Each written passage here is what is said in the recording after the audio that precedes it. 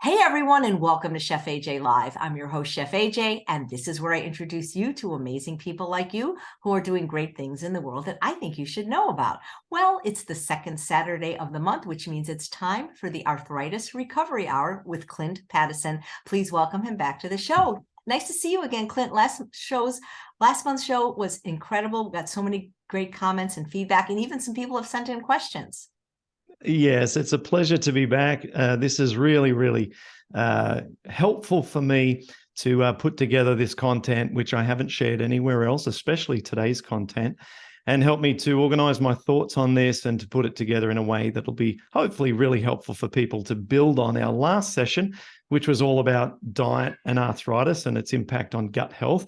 And today we're going to sort of stay on that topic, strangely, even though it's all about medications, because it all fits under the umbrella of trying to be on a plan to improve our gut health. And if we've got medications that are counterproductive for that, then we aren't going to see results that we want. And so today we're going to build on last session and have some fun.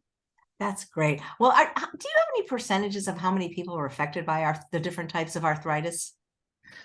Yes, so interesting, and this feeds into our views on the world. It differs depending on things like meat intake, where you live, all that sort of stuff. But incidence rates in Western countries like the US, Australia, the UK, it's around 1 to 2%.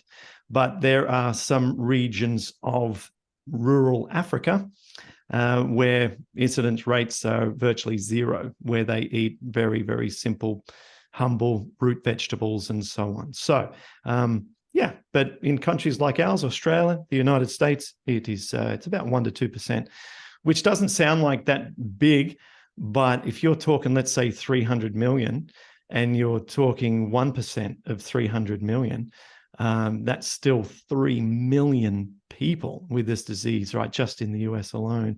And they're obviously just rough numbers. So, and for those people who are affected, it's one nightmarish situation. And so the information is crucial. Well, that's what I was going to say, because it's definitely debilitating. And for just about everybody, it involves pain. Like somebody could have non-alcoholic fatty liver disease, and while it may be serious, it's symptomless, right? And even heart disease often is symptomless. But with arthritis, whatever the variety, there always seems to come some type of an intense pain. Yeah, that's right. And the numbers I just gave were for rheumatoid arthritis. For osteo, obviously, the numbers are much greater. And yes, pain, and it's a great motivator. So we want to try and take massive action with this, especially if it's a rheumatoid or inflammatory version of that, like psoriatic arthritis or ankylosing spondylitis, and so on, because it's progressive. And so your joints are then developing erosion with time if the inflammation is unresolved. So there's an urgency associated with it.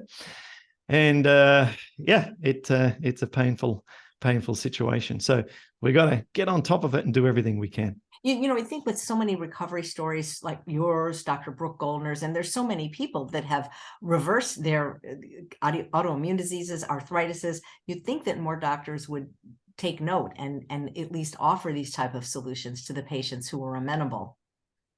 It's a wonderful insight. And the answers from medical professionals that I've sort of put that question to is that we are so busy. They are overwhelmed. They have 3 to 4 month waiting lists in some cases to see patients. They have so many people that they're working with that it doesn't allow the time to sit back and put your feet up on the couch and say, what does the science say about blueberries and inflammation? What does the science say about fasting and inflammation? And if that's the case, how does this then translate to a treatment plan for all my patients?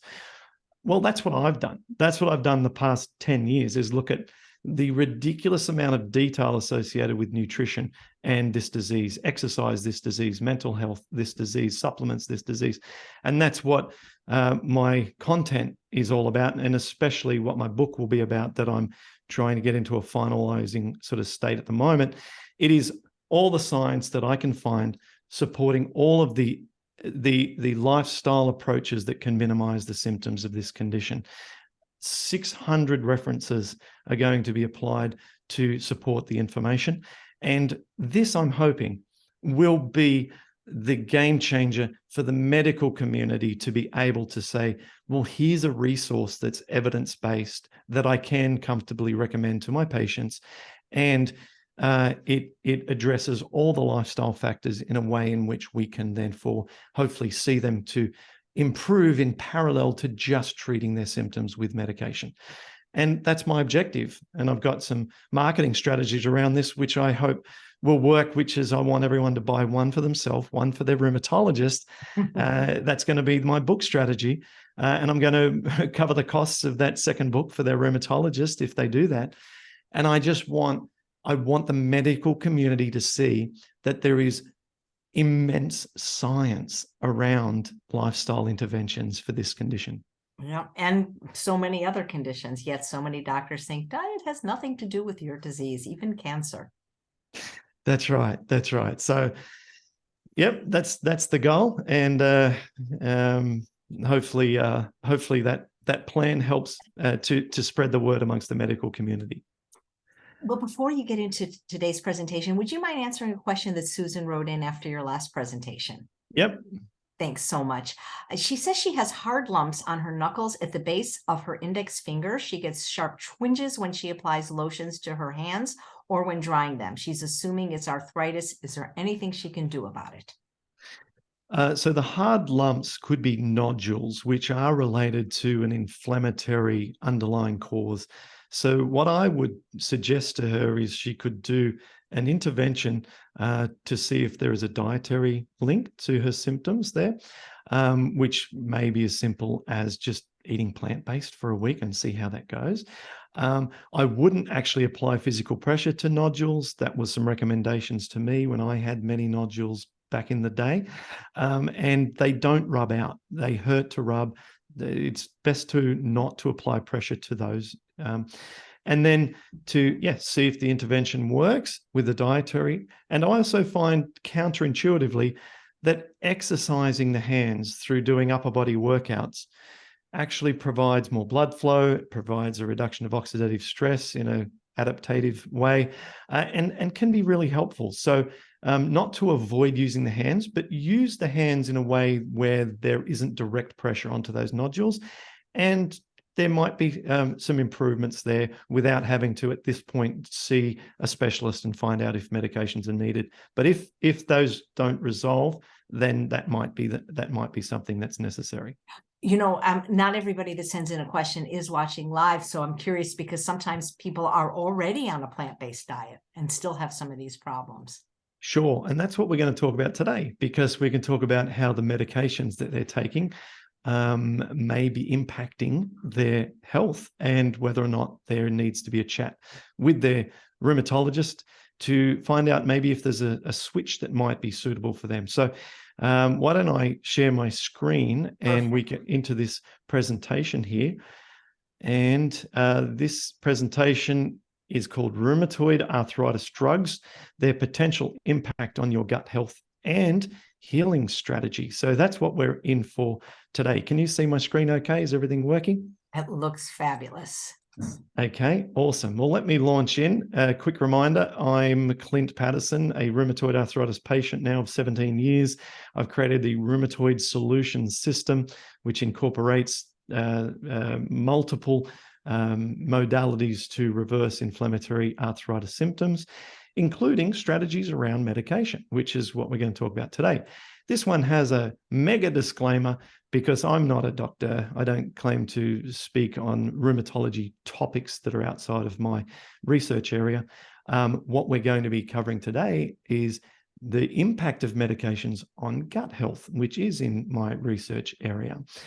But the information does not constitute medical advice. Do not make any changes to your drugs, treatment, or lifestyle changes before consulting your rheumatologist or primary care physician, because we're going to talk all about drugs today. And so it's tempting, if you learn something, to want to make some changes. Do not do that. There's probably specific reasons why you're on your meds, and talk to your doctor before you do anything. Now, in the last episode with the wonderful Chef AJ, we spoke about dietary impact on rheumatoid arthritis. Now, that fell within just this quadrant here of the 4 quadrants that we're going to be covering in this series together. So we've not yet even touched upon mindset, cellular health, or the body solution. We're still, in fact, in this presentation, sticking with the gut. And this is the gut solution part 2. And this is the real highlight I want to make here is this is not going to be a medication bashing session. Quite the contrary. We're going to cover off medications that can support you in your healing mission with inflammatory arthritis and not cause any, barring side effects, not cause any counterproductive impact on your gut, and therefore enable you to get the best possible quality of life.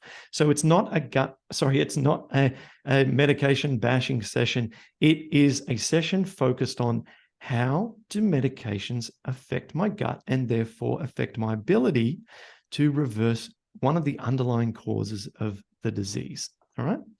So we've got one slide to transition into today from last time. This is one slide that we had on our last presentation.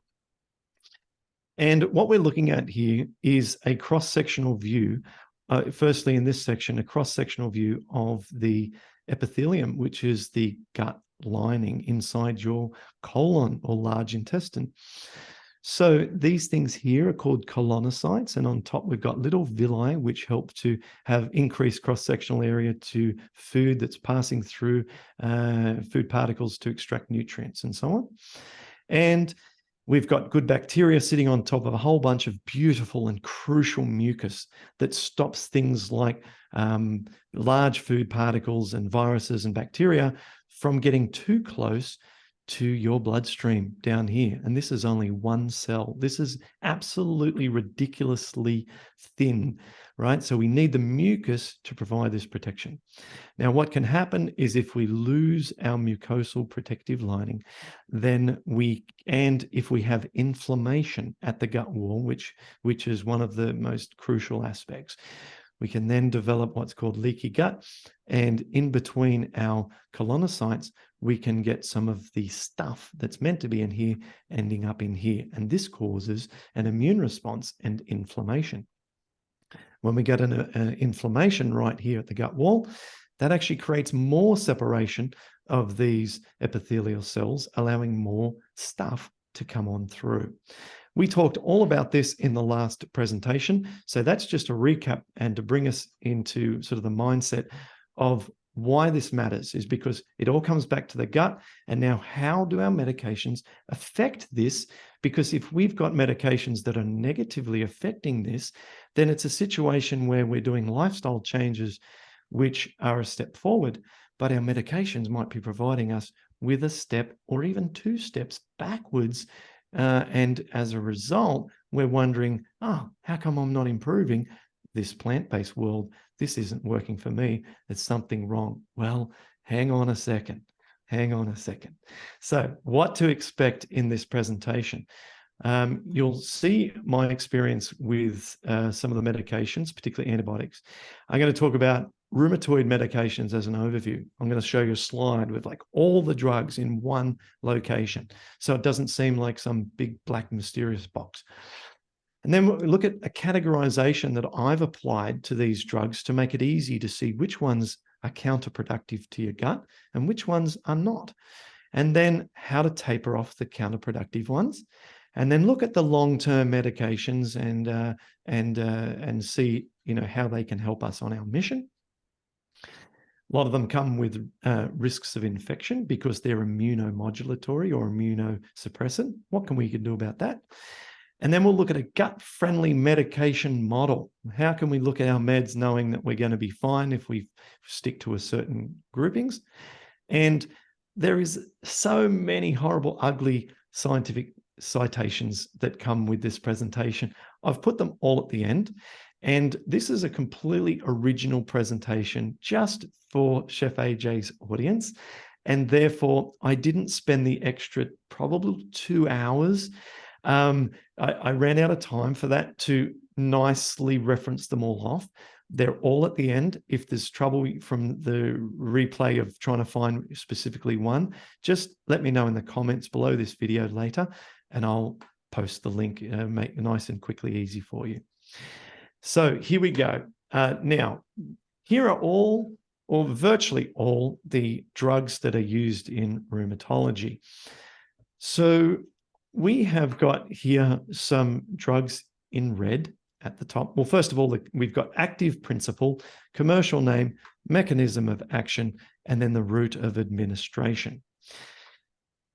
And we have a group of 4 medications at the top, another 4 here, and then another group here and here. So what we've got here are, these are what I have personally categorized as short-term medications because of the way in which the manufacturer, provider has intended for the drugs to be used.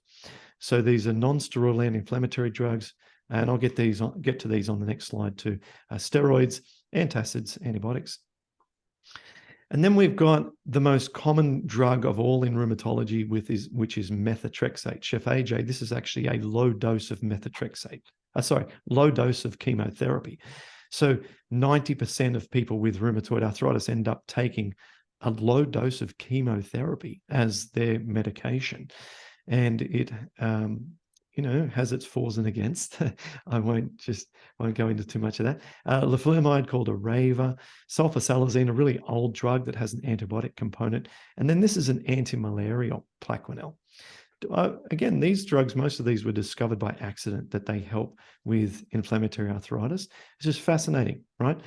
By contrast, these were all designed specifically to address the autoimmune, or actually some of the cytokine responses. TNF alphas here, Cimzia, Enbrel, Simponi, Humira, Remicade. For people who've had RA for a long time and been to their rheumatologist a lot, these will be really familiar. And then some others, which are injectables and also some infusions. And then these are the more recent strain of drugs, which are called JAK inhibitors. And then we've got Xeljanz, Illuminant, and Rinvoq being the most recent to the market. For people in our community, there is a PDF version of this that you can download and keep handy, which is a little bit more of an expanded version. Now, those short-term medications, these are the ones that are counterproductive to gut health. Now, I just want to be clear. I labeled them short-term medications. I wonder if I can go back. Yes, I can. Okay, so I had this grouping put together by a rheumatologist who I employed for this task. And then what I noticed is I wanted to call these counterproductive drugs. I wanted to call them something along those lines. And then I realized, you know what? The ones that are counterproductive to gut health are all designed for short-term use. And so I thought, I'm just going to go with that nomenclature. And I'm going to call these short-term and these ones long-term, which are designed for long-term use. And we'll find out shortly, don't have that same counterproductive impact on gut health. So I created, for the helpfulness of my audience, let's call these short-term, let's call them long-term. All right, but that's not coming from the American guidelines of rheumatology or anything. That's my system. Okay, so antibiotics, painkillers, steroids, and antacids. Let's look at the hell that these can create. All right. Okay, by the way, all are commonly used in rheumatology, not so much antibiotics anymore, although I'll tell you a story in a second how I was exposed to those multiple times, but certainly these ones. Okay, so antibiotics. Oh my gosh. So the odds of developing rheumatoid arthritis is 60% higher in people exposed to antibiotics just once in the past 10 years. Okay, so remember, going back to that slide earlier, we're talking about what we want to have is excellent gut health, and we want to create short-chain fatty acids from healthy microbes to heal, repair the gut wall. When we take antibiotics, it is an indiscriminate abuse of our healthy microbiome flora. It wipes out the bad guys, but also the good guys. And so what we end up having is more of a damaged gut, a damaged microbiome. As a consequence, we are then more likely to develop RA just from one dose of antibiotics in the last 10 years. But the likelihood of RA onset is associated with the amount of prescriptions, so it's cumulative, and increased risk with recency. So if you've just come off a course or two of antibiotics, your risk at that point is most greatest. So this is some serious stuff. And let's look at my history. So when I was a teenager, between the years of 1991 and 1996, I took 5 years of doxycycline for acne. And then in late 2005, after coming off the antibiotic for several years, I'd experienced digestive issues for many years. So I'd have bloating, gassiness, burping, all sorts of wind and things. And I just thought that was kind of normal being in my early 20s and living off pizzas and sometimes late night 2-minute noodles and things to finishing university and so on. And that went on for a while with bad digestion. And then late 2005, I was asked to go and entertain the troops in Iraq and do stand-up comedy amongst, the Allied forces. And before going, and then for a month there, and then a month back, I had to take that same doxycycline again for malaria prevention. Within a few months of getting home, I then developed rheumatoid arthritis. And then remarkably, in my first meeting with the rheumatologist, he said, I'm going to put you on doxycycline because there is a connection, albeit unknown, between the sort of bacteria in our gut and rheumatoid arthritis. And so there might be some evidence to use antibiotics for that. So he was on the right track. But we've since learned many years later with the diminishing use of antibiotics in rheumatology. And my experience and what I've researched is that we know the effect is there, but we're better off fueling our good guys than doing more damage to the bad ones. So coming back to this slide again, there's the third bullet point, which is that any antibiotic exposure is associated with an increased rate of developing juvenile idiopathic arthritis. Now we're talking about young children through to their teenage years. Once again, the likelihood of JIA onset is associated with the amount of dose and recency. I want to introduce you to a beautiful friend of mine who's now an adult. Her name's Katie. And Katie said this on an interview with me on the Rheumatoid Solutions podcast. This is her when she's only maybe 2 years old or something like that. She said, I was born healthy, and then at 2 months old, I had an ear infection. She took antibiotics. Then a couple of months later, I had another ear infection. They put me on antibiotics. Then a month after that, I had another ear infection and more antibiotics. And then a month after that, I got my first symptoms of a swollen ankle. And that was at 10 months old. I then had another ear infection. They gave me more antibiotics. And then a week after that, I got my first swollen left elbow that would later become dislocated. Then I got a viral infection about a month after that. And so I had a fever and blisters in my mouth. So they put me on more antibiotics. And then in January 1992, I was officially diagnosed with JRA. It was a month before my first birthday. Isn't that just so tragic? It's unbelievable. I mean, what a precious child to have to go through that so young. I know. And so she was then put on methotrexate. Anyone interested in her story, Katie's been on our podcast several times. But here's the beautiful thing.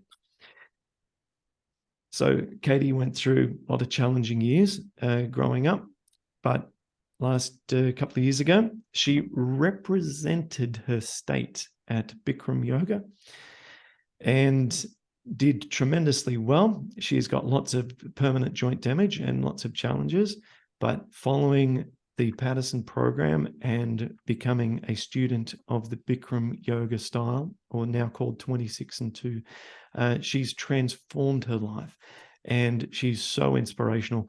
And it just goes to show that, even when you start out like this, you can still make changes in your life for the better. So very proud of Katie.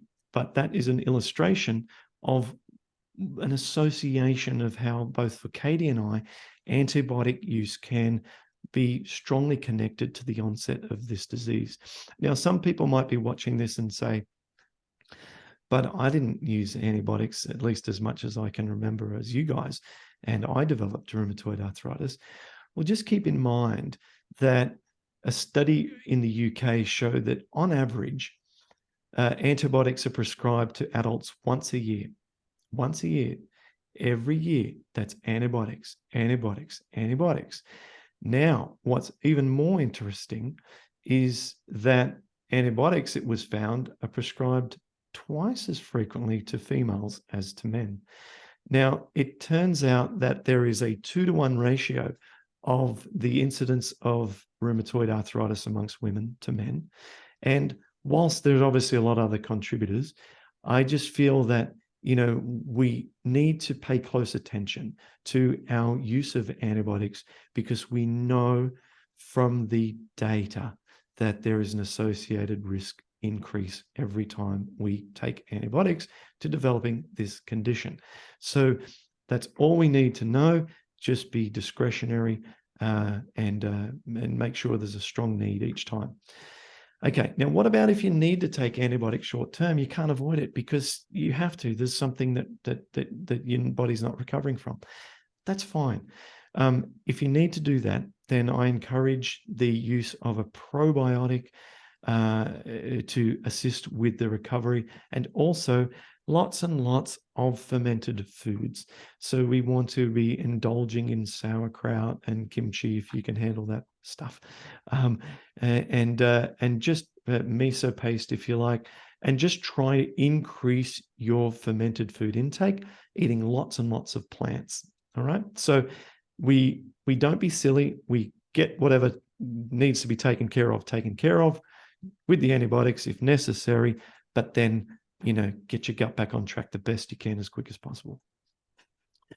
Okay, now we're just going to go through the other 3 formats of drugs, non-steroidal anti-inflammatory drugs.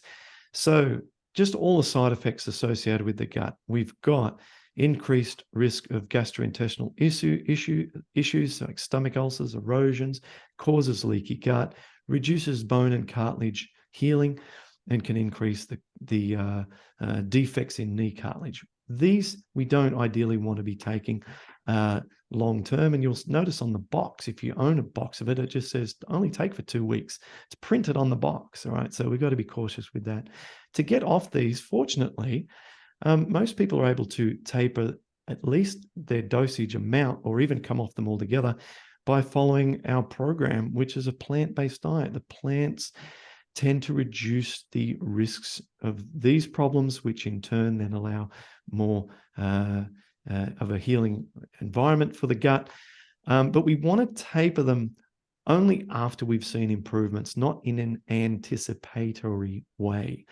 And then we want to keep consistency with our doses of non-steroidal anti-inflammatory drugs, because if we're following the Paddison program, then what we're after in the early stages is consistency, so that we can monitor the impact of certain foods that we're introducing and so on, exercises that we're introducing. And so if we're sort of a little bit flippant with our usage of these non-steroidals, then we don't know if the food caused more pain or if it's because I didn't take my drug or whatever. So and then when it's time to taper, we taper incrementally and conservatively.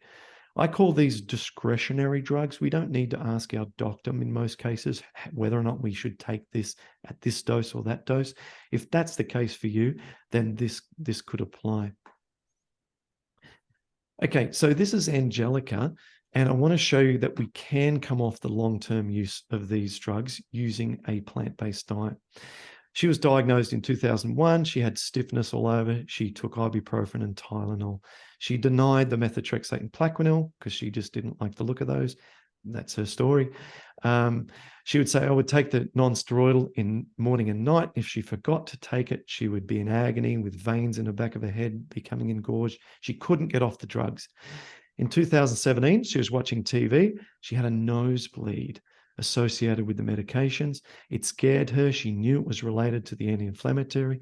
She's already having an indigestion, heartburn, taking antacids, and she watched Clint Paddison's TED Talk. As she did the diet after a 2-week period, she was able to take less and less ibuprofen. And when I interviewed her 2 years ago, she was able to remain off all of her non-steroidal anti-inflammatory medication after having taken them since 2001.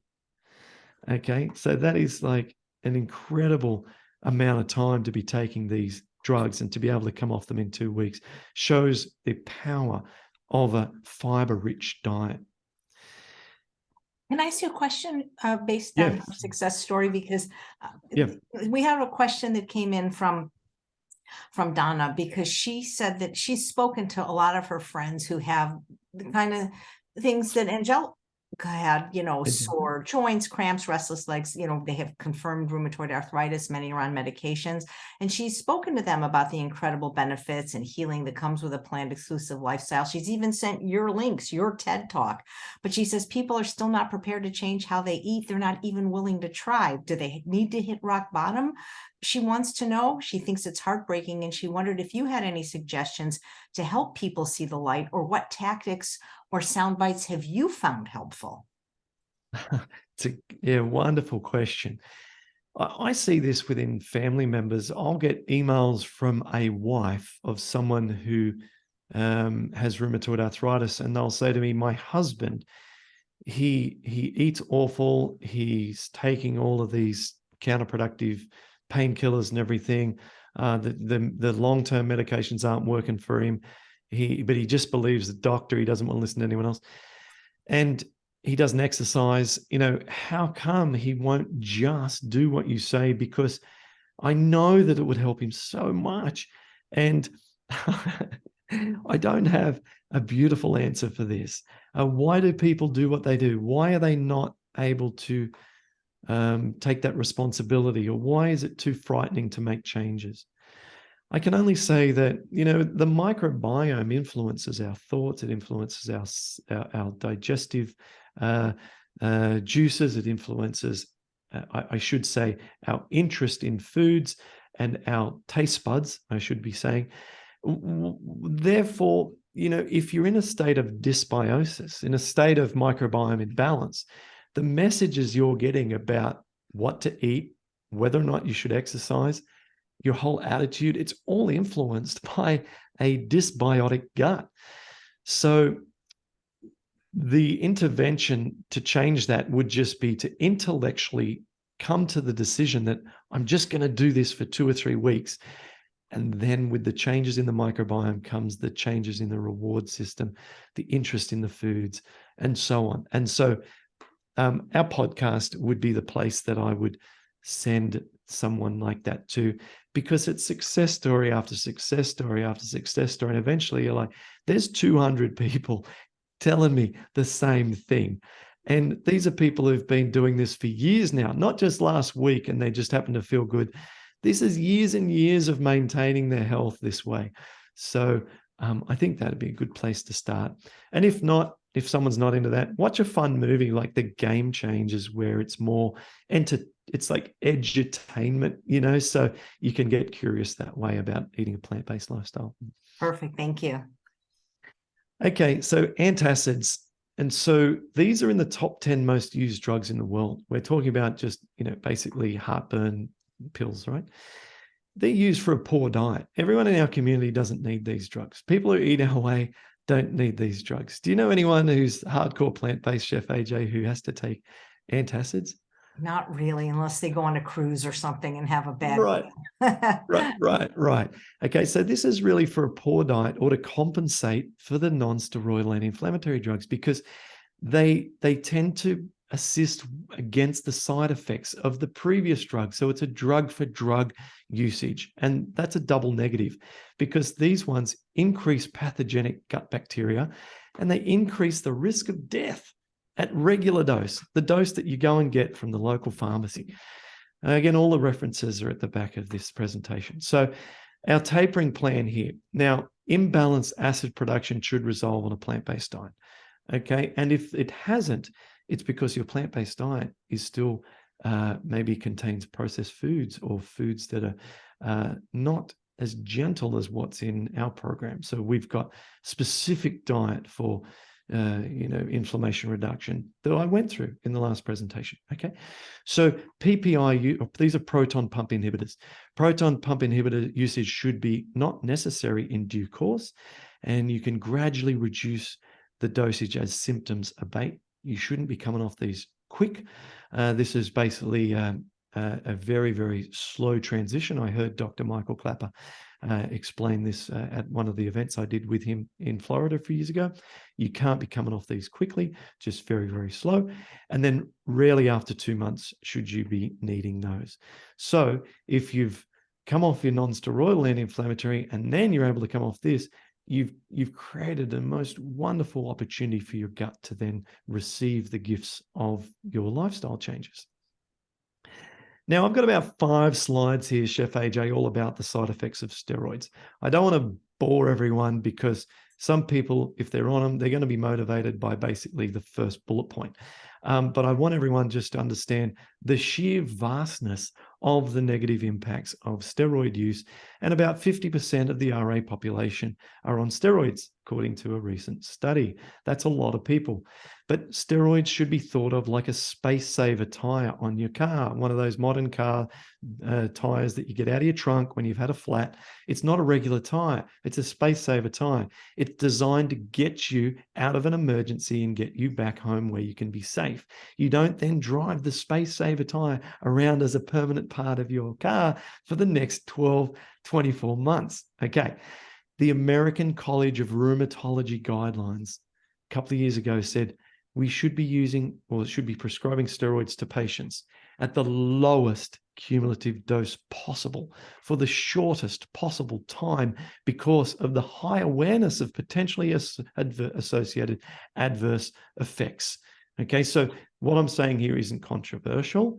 I am pulling this information directly from the science, and all the rheumatologists that we have on our live monthly calls support this position because they've read the guidelines and they've seen this for themselves.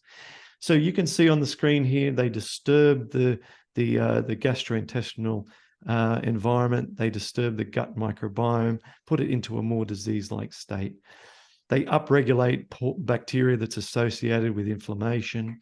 They upregulate pathogenic bacteria, reduce metabolism function, meaning the way that you burn your energy. And steroids and painkillers act negatively on prostaglandin formation, which promotes gastric mucus production. So we're impacting the ability to create mucus as a protective layer over our gut lining. And let's just fly through these. So we've got a chance of increasing gastrointestinal bleeding, especially when they're used together with non-steroidals. Steroids and non-steroidals are a nightmare.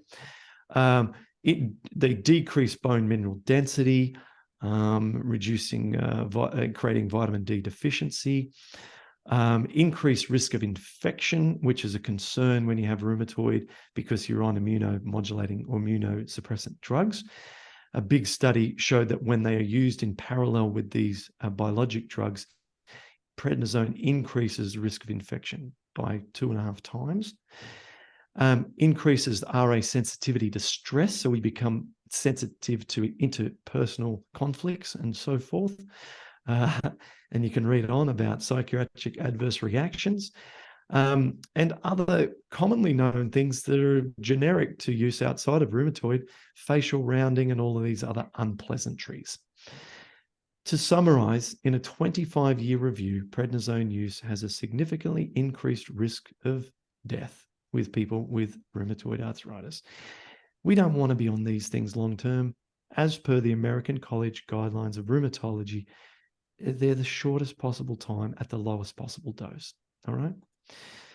So Dr. Alan Desmond, friend of ours, Chef AJ, on a podcast with myself, said steroid medications have a host of negative side effects on human health. He lists several of those. He says, I do prescribe steroids, but when we prescribe steroids with gastroenterology, which is what he is, a gastroenterologist, we would usually prescribe them for a 12-week maximum.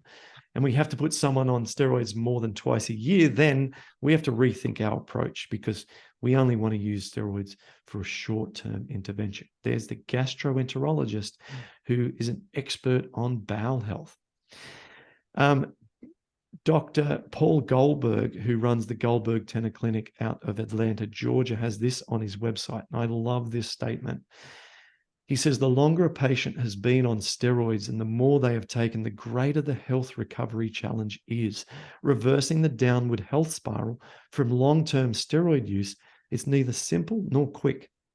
Patients must understand that perseverance and long-term effort will be required if the downward trend is to be reversed and health is to be regained. The longer one stays on steroids, the more times prescriptions are employed, the less the opportunity becomes to return to dependable health. So that is a statement from Goldberg Tenor Clinic, which, and they've been on our podcast in the past and our live calls, and lovely fellows. So what about, okay, playing reality here. What if your doctor says, but no other drug for you works for you except steroids, right? That's the statement. Well, that's fine, but utilize all the science-supported lifestyle strategies to keep steroid use as low as possible. Because in this interview series that we're doing here with Chef AJ, I'm going to be talking about so many ways that you can reduce inflammation that it's like there's so many tools in the toolkit, and if you're not utilizing all of those, then it's not maximizing your chances of reducing inflammation. And therefore, there's ways other than the drug to reduce inflammation. You should do all of them with enthusiasm to keep your steroid use at a minimum. Plus, if you improve your gut health, we'll talk about just in a moment, this can improve the efficacy of long-term drugs which are suitable and therefore enable you to transition more successfully. What if your doctor says, we need prednisone as a bridging drug to get you from where you are until a disease-modifying drug works? And we're talking about these in a moment. Well, that's fine, but work on all the lifestyle efforts once again to ensure that that bridge doesn't turn into a road, and then that road turn into a highway, and a highway of constant steroid use year after year after year, okay? Now, there's an argument amongst rheumatology that says, oh, but natural dose of steroid in the body might be X milligram, 5 milligram, even 10 milligrams can be considered to be, 5 milligram, for example, and don't quote me on this, but there's a number that's considered to be a natural dose according to what your body produces. They say that long-term studies have shown, under that condition, that some of the impacts are acceptable. But I would argue that is the research focused on gut health? And that's what I'm focused on, all right? Because I want to see the impacts on the gut. And if we can do something other than steroids, then I think everyone agrees, according to the science and according to college guidelines of rheumatology, that there are better alternatives. So tapering off steroids is not easy. Normally, I observe people have to replace it with a disease-modifying drug or biologic drug that's suitable for long-term. So you actually have to do a switch out. And then inside our program, eat the simple baseline foods, double down on potassium intake. We have a mega potassium smoothie because potassium is linked to the body's natural cortisol production. We want to stimulate that. There's an argument around adrenal fatigue, because if you become dependent on an external steroid, then your body's ability to create its own becomes a question mark. So this isn't actually accepted as fact amongst the medical science. So got to be careful here what's considered fact and what's just theory. But the science has demonstrated that potassium intake has reduced inflammation in rheumatoid arthritis patients. So from that known fact, we can increase potassium. And then we want to increase exercise and optimize our cell membrane composition, things that we can talk about in other episodes of Chef AJ Live. Now, here's someone who's followed these strategies and has actually been able to successfully come off all medications. It's just to illustrate that it is possible and can be done with your rheumatologist. I was officially diagnosed with rheumatoid arthritis, and they started me on the course of drugs, which I'll get into in more detail. And eventually, I just decided there's got to be something more to this. Like, if I did this to myself over the course of years, whether it be through medications I was on as a kid or just eating processed foods, there's got to be a way that my body will heal. And just really had the fight to find another way. And found you and started the program, and within 2 weeks felt so much better. And then over the course of the last year, I celebrated 1 year off of being all my drugs, all my medications last month, and I'm celebrating that. Like, that's huge. So that's Shelley. You can watch her episode on the Rheumatoid Solutions podcast and learn about how she got off, particularly steroids early, which is a particularly hard drug to get off. And once again, I want to underline, this is not a drug bashing presentation. And putting a story to illustrate someone who's gotten off their medications isn't to celebrate the fact that medications are bad and therefore we want to get off them. It's not that at all. We just want to illustrate that if we are focused on our gut health, then we can reduce some of the underlying cause of the condition. And maybe with a collaboration with your rheumatologist, you might find that your dosage can be adjusted. Now I'm going to actually talk about long-term medications, which can be supportive for your mission with optimal health and the minimum symptoms with rheumatoid. So this is a pro-medication section of the presentation. And we're talking about here drugs that are disease-modifying drugs, biologic drugs, JAK inhibitors, and infusions. Now, there's very little research on the effect of these drugs on gut health. I can only find a few studies on this. Generally, it's not of great interest to the scientific community. It is to me. I want to see how they affect gut health because that's where we want to spend a lot of time healing. But methotrexate, sulfasalazine, and Plaquenil all potentially helpful to lower leaky gut via inflammation reduction mechanism. So those three drugs here generally considered helpful. Remicade, one of the TNF alpha drugs, improved leaky gut in Crohn's patients. And so therefore the long-term drugs are likely helpful for the healing mission via the mechanism of inflammation reduction, because inflammation is the number one problem to increase gut permeability. So what we need to think about with long-term medications is, like if we've got a broken leg, you can't heal a broken leg if you keep walking on it. So we can't heal a leaky gut if it's always got inflammation. And the inflammation anywhere in the body is associated with inflammation at the gut wall. So they go hand in hand, all right? So if you're highly inflamed, you've got an inflamed gut wall and gut permeability. So what we can do is we can use a set of crutches to take the weight off of the broken leg while it heals. And at some point in the future, under this metaphor, that leg can get by with one crutch, and maybe in the future, no crutches. Now, with the healing the gut, the medications can provide that inflammation reduction, but a gut dysbiosis is a very severe broken leg. This can take a very long period of time, and therefore we can't expect that it is a given that at some point we come off our drugs and so forth. That may not occur for a significant portion of the population. Avoiding long-term drugs by having a hero mentality or being defiant or just not being into drugs and just having a disdain towards them can create more problems due to the high inflammation that persists compared to even the side effects of the drugs. And in fact, people can become very medication adverse in our community, wanting to do everything naturally. I used to be in that camp as well. And then I realized, you know what, like you ultimately fail if you persist with high inflammation, because you can't heal the gut and your joints are getting destroyed. So it's just not a good strategy.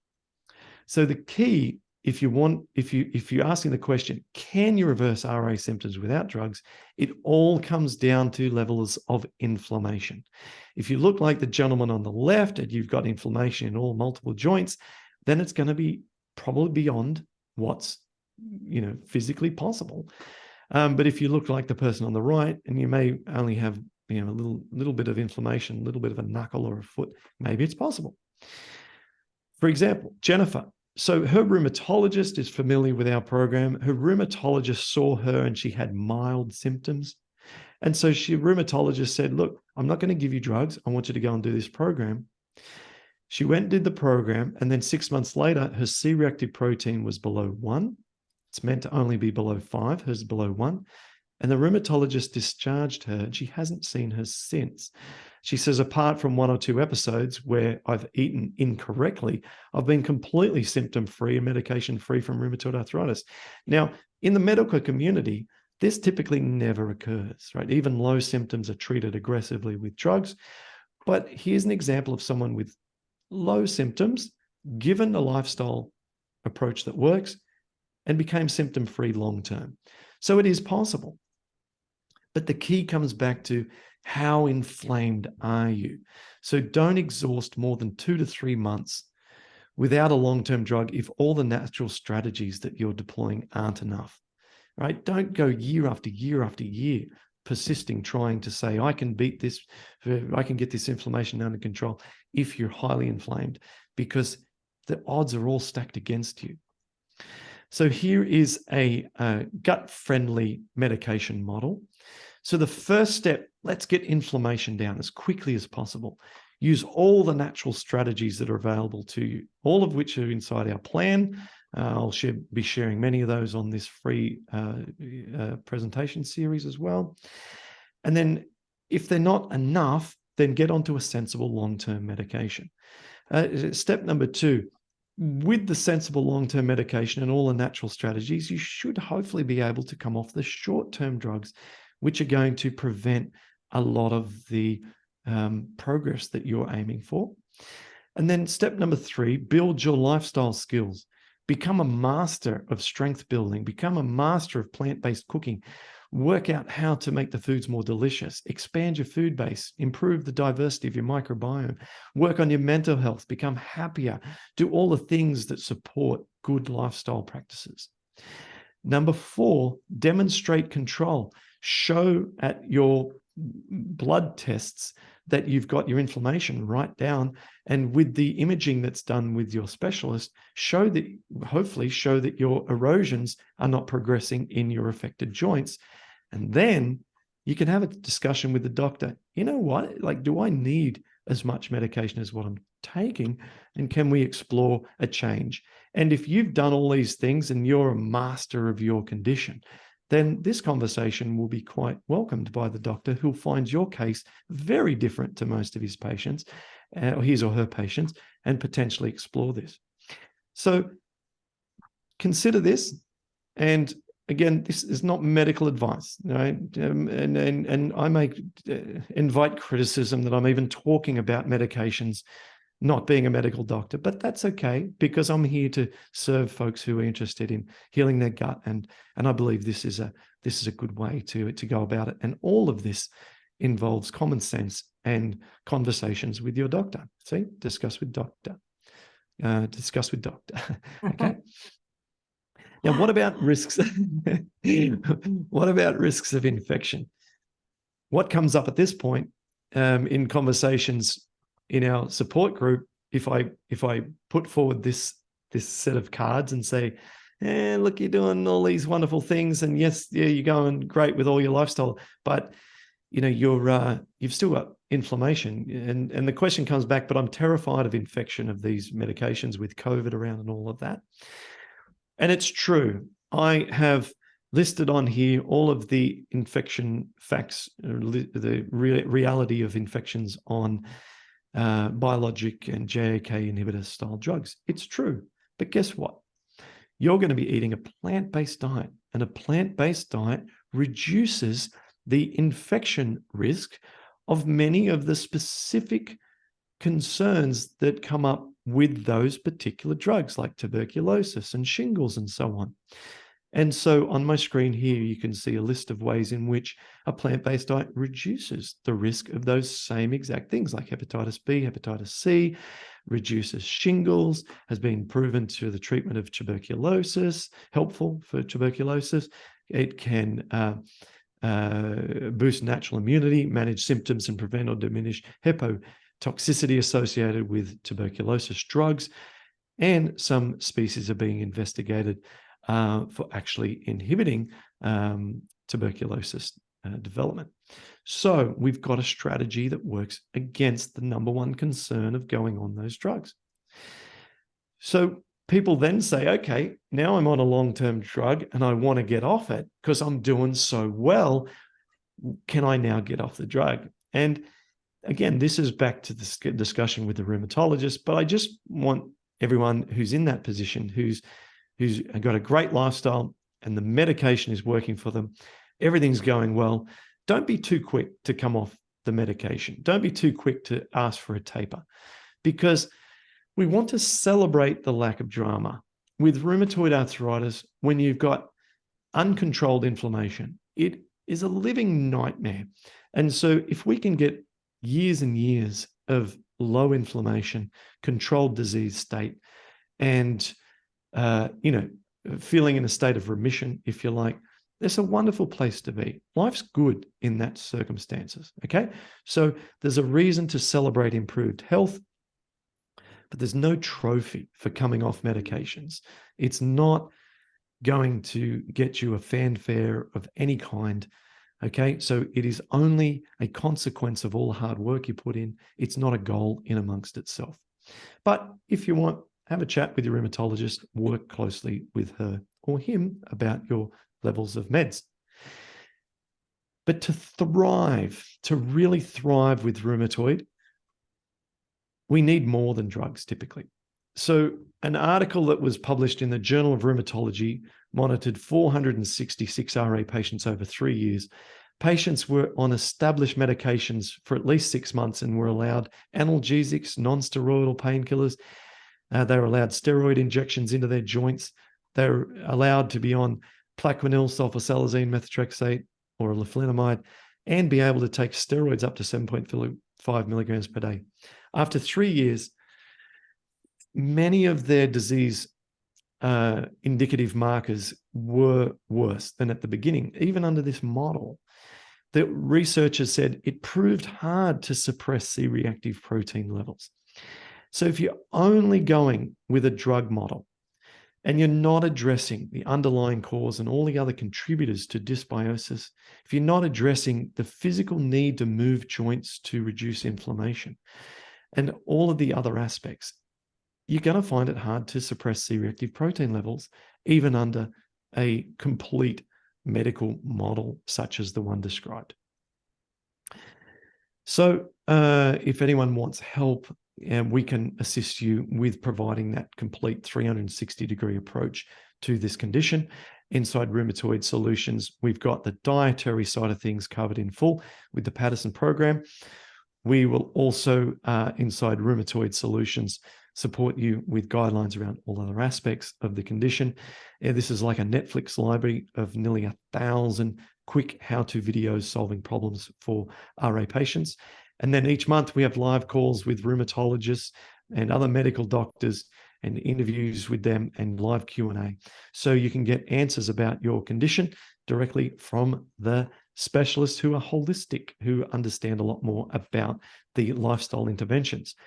So that concludes today's presentation. And I've got a ton of very ugly slides now, which are all of the references. Now I'm going to just click through these one at a time. There's 13 pages of these. If anyone has trouble finding one in particular, again, just pop the comment in the section below, and I'll be able to then direct you quickly to the right one by posting the relevant one. So we're on page 7, 8. Obviously, you can pause the video as you need to be able to grab the one that you're looking for, and you can see the title of the study is included, and therefore you should be able to match the title to what I presented earlier. That's reference number 13. That is the end of the presentation, Chef AJ. That's fabulous. When I'm watching your presentation, I'm thinking, there obviously is a time and place for medications, but it seems like, especially with these autoimmune diseases, that it doesn't really cure the person. It just alleviates some symptoms. Yes, and that is absolutely the case. The drugs are not a cure. The disease remains certainly under the category of incurable. And what we're trying to do with all of our approaches, lifestyle, drug, or otherwise, is just to develop a sense of control over the condition. We're looking for ideally no symptoms, no joint erosion and progression. So that's what we're after. But you could see it's hard to do it, even with a big portfolio of medications. And it's very hard to do without medications. And so it's a Goliath of a challenge, and we got to throw everything at it. I just like the concept of, it doesn't matter if it's the diet that's working or the drugs that are working. If you don't know, just get everything aligned, get inflammation down, and then let's learn this. Let's just basically throw everything at it, because it's such an ugly beast. And then with time, we can review all aspects of it. But first step, low inflammation. Yeah. Well, people that are getting these diseases from the medication, is their recovery or treatment any different than people that got it, let's say, from dietary reasons? No, well, we cannot definitively say where anyone got it. Obviously, with me, there's a big association with antibiotic use, and Katie, a big association with antibiotic use. But I know how scientists and medical professionals think, and you can still only use the word association. You cannot say that antibiotics caused it, because that is still just too strong a statement. What we can say from the science is that antibiotics cause disruption to the microbiome. We can say from the science that microbiome disruption is associated with rheumatoid arthritis development. And we can say that, therefore, there is a strong association. So everyone else who doesn't feel that antibiotics was involved in their disease development can also see that even eating a high-fat Western diet that's rich in seed oils, processed foods, animal products, and having a sedentary lifestyle, these things alone are risk factors to developing disease. And so it might not have been a dysbiosis through drug intervention, but dysbiosis can be created through other lifestyle factors too. Great. Well, thank you so much. Yeah. This is really informative, enlightening, and I'm sure people will have questions based on this presentation. And of course, they're welcome to send them in, and you can always answer them next time. What are you going to talk about next time? I haven't decided yet. I'm going to look at what makes sense from what we've covered so far, maybe look at some of the questions. People might even post some requests below as to what to cover next. So let's just see. Failing any of that, then I've got plenty of things to cover. I've got I mentioned at the start, that quadrant of things that are essential. So we might move on to the body plan, or we might move on to the mental health plan, or maybe the cell membrane plan. We'll get through them one at a time in some order. Well, if you run out of things, people always want to know about the food and what you eat and what they should eat for these conditions. Yeah, that's right. We can always come back to food, and depending on time zones and things, a cooking demonstration would be fun too. But I have to think about how I can make that happen because it'll be like 4 a.m. Well, what we could do is we could pre-record the cooking. We could. And we can always put it in. Yeah, we've done that before. Well, thank you so much, Clint. This has been very enlightening and inspiring, your success stories, especially the gymnast. Yes, thank you so much. It's a pleasure to do these. So I look forward to the next one. Thank you. And thanks all of you for watching another episode of Chef AJ Live. Please come back tomorrow for Dr. Peter Rogers. He is going to be talking about the causes of obesity. Take care, everyone.